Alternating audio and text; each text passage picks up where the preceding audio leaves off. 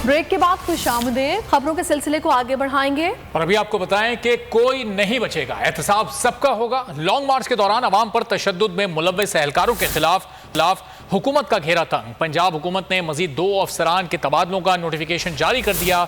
Additional IG special branch Punjab doctor Usman Anwar को तब्दील करके उनकी खिदमात विफाक के सुपुर्द कर दी गई। DIG ऑपरेशन सोहेल चौधरी को भी ओहदे से हटा दिया गया। PTI रहनुमा शहबाज गिल का भी रद्द-ए-अमल, कहा जिसने खवातीन की बेहुरमती की उन सब का एहतसाब होगा। इमरान खान 25 मई को नहीं भूले और ना भूलेंगे।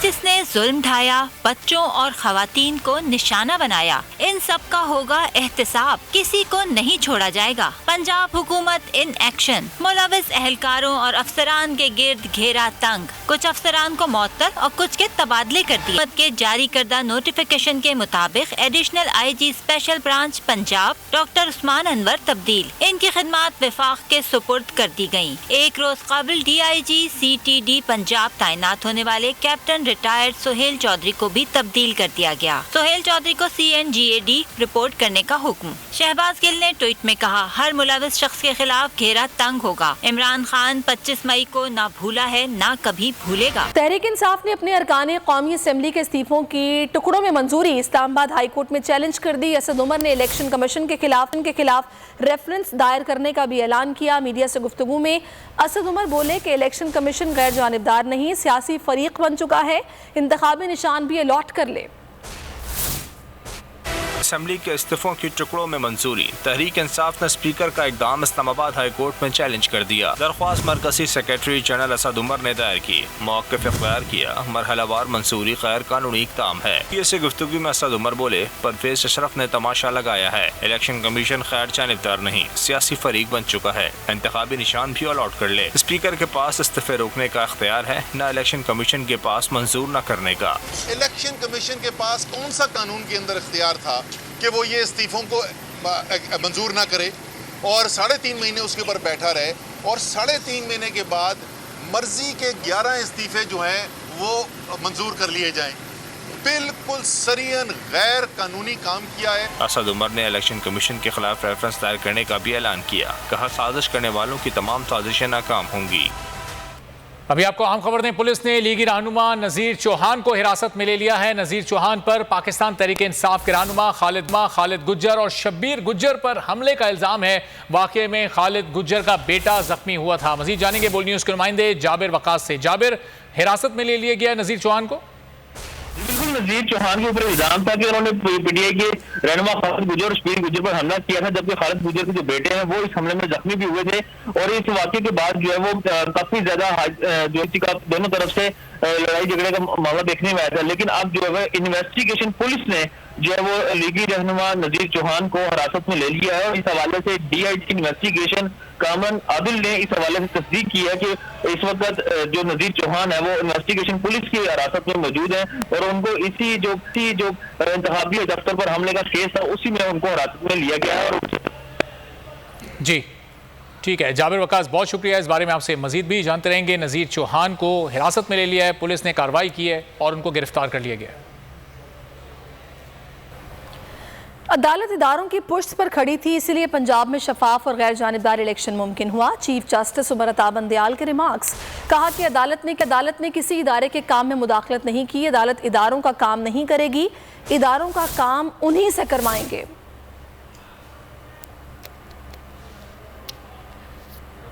इदारों का काम उन्हीं से करवाया जाएगा। अदालत इदारों की पुश्त पर खड़ी है, इसीलिए पंजाब में शफाफ और गैर जानिबदार इलेक्शन मुमकिन हुआ। और अब बात करते हैं बारिशों के बाद होने वाली तबाही की। मुसलसल बारिश से बलोचिस्तान तबाही का मंजर पेश कर रहा है। दूसरी जानिब वज़ीर-ए-आज़म शहबाज शरीफ का फोटो सेशन चलता रहा। शहबाज शरीफ ने बलोचिस्तान में सैलाब ज़दा इलाकों का दौरा किया, अपनी हर अदा को भरपूर अंदाज से कैच किया और मुतासरीन को दिलासा और इमदाद का यकीन दिलाकर रवाना हो गए। ताहम वो इमदाद कब मिलेगी किसी को इल्म नहीं है। बलूचिस्तान में मॉनसून की तबाहकारियां, मुतासरीन का सब कुछ ही बर्बाद हो गया। यही देखने वजीर आजम बलूचिस्तान पहुँचे। सर पर कैप, ऊपर छतरी और साथ पूरा लाओ लश्कर। हर अदा को किया गया भरपूर कैप्चर। मुतासरीन को दिलासा दिया सब ठीक होगा। तबाहकारी इतनी हुई जो कि नाकाबिले बयान है। सब अच्छा नहीं है, खामियां भी हैं, उनको दूर करने की पूरी कोशिश की जा रही है। सैलाब मुतासरीन के लिए इमदाद का सिर्फ ऐलान किया, जो उन तक पहुंचेगी कब किसी को नहीं मालूम। पानी में उतरे, बच्चों से खेले। क्या नाम आपका? इंतजामिया की नाअहली पर गुस्सा भी दिखाया। वजीर आजम साहब ने एक एक लम्हे का फोटो शूट करवाया। बलूचिस्तान में बदतरीन सैलाब ने सब कुछ तबाह कर दिया। बोल न्यूज़ के कैमरे ने ये तबाही दिखाई। इस वक्त साथी एंकर पर्सन मुदस्सिर इकबाल लसबेला में मौजूद हैं। उनसे ताज़ा तरीन सूरत हाल जानते हैं। मुदस्सिर, बताइएगा क्या मनाजिर देख रहे हैं आप? जी शुक्रिया माविश। इस वक्त जो मनाजिर हैं वो ख़ासे इस वक्त दिल दहला देने वाले हैं। मैं इस वक्त मौजूद हूँ कराची से कोयटा जो शाहराह जाती है उस शाहराह पर, और इस शाहराह को ये मेरे पीछे देखें, ये ब्रिज है, ये टूट चुका है मुकम्मल तौर पर इस सैलाबी रेले की सूरत में, और अब रास्ता बनाने की कोशिश हो रही है और ताकि ये ट्रैफिक को शुरू किया जा सके। 8 दिन गुजर गए हैं, अभी ये काम यहाँ हो रहा है। ये रात गए तक यहाँ पर है, लेकिन जो लोगों के इस वक्त हालत है, जहाँ पर उनके घर थे वो अब घर मौजूद नहीं है। ये जो लोगों की हालत इस वक्त हमें सारा दिन कैंपों के अंदर नज़र आई है कि वहाँ खाने पीने की अशिया उन तक नहीं पहुँच पा रही हैं। हुकूमत ने जो दावे किए, जो वादे किए, उनके मुताबिक चक्कर भी किसी ने नहीं लगाया पिछले 8 दिन के अंदर। कुछ NGOs पहुंची हैं, लोग पहुंचे हैं उन तक, और वो चंद राशन के बैग्स तकसीम हो गए, लेकिन लोग मौजूद हैं कि अब करना क्या है आगे। उनके माल मवेशी बह गए हैं, और ख़ास तौर पर यहाँ कपास की फसल और जो केले की फसल है वो मुकम्मल तबाह हो गई। हम देख रहे हैं कि वो अब फसल वजूद ही नहीं रखती है, और उसके बाद अब वो माल मवेशी और खेती बाड़ी करने वाले लोग वो परेशान हैं। और कुछ इलाकों में इस वक्त पानी जो सतह है वो बुलंद है, वहाँ तक पहुँचना ही किसी के लिए मुमकिन नहीं है। कुछ ईदी वगैरह के रज़ाकार वहाँ पहुँचे हैं, चंद लोगों को रेस्क्यू करने की कोशिश की गई है। उन बस्तियों में अभी तक राशन पहुँचाना एक बहुत बड़ा और मुश्किल मरहला इस वक्त नज़र आ रहा है। हुकूमत के दावे अलग हैं, वज़ीर आज़म साहब के दौरे अलग हैं, वज़ीर आला साहब के एक्शन अलग हैं, लेकिन ये जो सदर मकाम है लसबेला का उथल, यहाँ पर अभी तक ना इमदाद नज़र आई है, ना ही वो तमाम वो लोग जो हुकूमत में हैं वो यहाँ पर नज़र नहीं आ रहे हैं। शायद उनका यहाँ पहुँचना भी इसी ब्रिज की तरह वो भी मुश्किल हो रहा है। हम पहुँच गए हैं, बोल टीम आज सारा दिन वो उन इलाकों में दिखाती रही कि किस तरह से लोगों के घर तबाह हुए हैं और किस तरह से लोग यहाँ पर परेशान हैं, लेकिन नहीं को नज़र आया तो वो है उनके तहसीलदार और वो तमाम इंतज़ामिया जो शायद कहीं ख्वाब गफलत में है इस वक्त, या उनको नज़र नहीं आ रहा है कि यहाँ किस तरह से लोग परेशान हैं, बेहाल हैं। मुदस्सिर इकबाल मौजूद हैं, बहुत शुक्रिया हमें आगाह करने के लिए। जो सूरत हाल आ रहे हैं उसके मुताबिक लोग 8 दिन से यही तबाहाली फेस कर रहे हैं, इसी में सफ़र कर रहे हैं। खाने के लिए कुछ नहीं है, पीने के लिए पानी का एक घूंट नहीं है, और इंतज़ामिया कहीं ख्वाब खरगोश के मज़े लूट रही है। आगे बढ़ते हैं। पाक फ़ौज अपना 2 दिन का राशन सैलाब मुतासरीन में तकसीम करेगी। ISPR के मुताबिक सिंध, बलूचिस्तान, जनूबी पंजाब, खैबर पख्तूनख्वा, गिलगित बल्तिस्तान मुतासरा इलाकों में शामिल हैं। फौजी फाउंडेशन के तहत आटा, चीनी, चावल, चाय, पकवान, तेल, खुश्क दूध और दालें मुतासरा ख़ानदानों में तकसीम की जाएगी।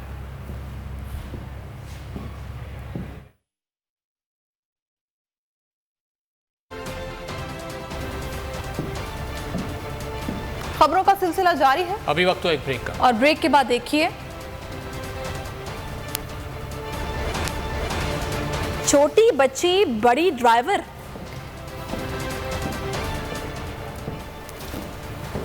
और DC कॉमिक्स का धमाका। और अब आपसे कुछ बात करेंगे बिजली के बिलों के हवाले से। बिजली के बिलों में सेल्स टैक्स का इतलाक नामंजूर। वकला के बाद अंजुमन ताजरान कराची ने भी अदालत से रुजू कर लिया। दरखास्त में सदर और वज़ीर आज़म को फरीक बना लिया। 17 अगस्त को मुल्क गिर की कॉल दे दी। दूसरी जानिब लाहौर में भी ताजरों ने एहतजाज किया। रहनुमाओं का कहना था कि ताजिर टैक्स देना चाहते हैं, हुकूमत तहफ़्फ़ुज़ात दूर करे। ताजरों ने बिजली के बिल ना अदा करने का ऐलान भी किया। अफरात ज़र की शरह 14 साल की बुलंद तरीन सतह पर पहुँच गई। 4.35% का तारीखी इजाफा हो गया। खुरनोश अशिया की कीमतों समेत खानात के किरायों और मालियत, कपड़ों जूतों की कीमतों में होशरुबा इजाफा रिकॉर्ड किया गया है। आर्मी चीफ से नीदरलैंड्स के सफ़ीर की अलविदाई मुलाकात हुई है। ISPR के मुताबिक मुलाकात में बामी दिलचस्पी और इलाकाई सिक्योरिटी की सूरत हाल पर गुफ्तगू हुई। मुख्तलिफ शोबों में ताउन पर भी किया गया। आर्मी चीफ का कहना था कि पाकिस्तान नीदरलैंड्स के साथ ताल्लुकात को खुसूसी अहमियत देता है। दोनों ममालिक के दरमियान ताल्लुकात को फ़रोग देने के ख्वाह हैं। आर्मी चीफ ने बामी ताल्लुकात के फ़रोग के लिए सफ़ीर के किरदार को सराहा। नीदरलैंड्स के सफ़ीर ने इलाकाई इस्तेहकाम के लिए पाकिस्तान के किरदार की तारीफ़ की।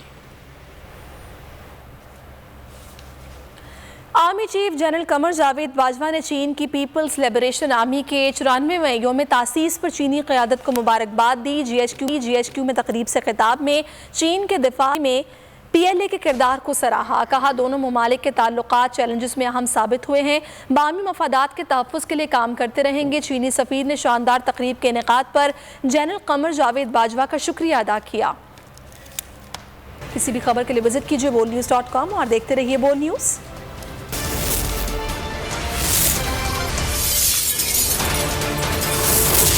बोल न्यूज़ हेडक्वार्टर सब्सक्राइब करें और बेल दबाएं ताकि कोई खबर रह न जाए।